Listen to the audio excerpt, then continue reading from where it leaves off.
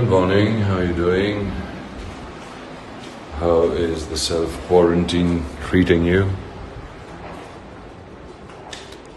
Well, I'm quite lucky because I wake up to this. And that's nature. I'm lucky to be with nature, appreciate it. And you know what? I've been thinking that even though all this is going down, and I know it's not the most ideal way, but it's a lesson learned that nobody is greater than nature. And skies are blue, the air is clean,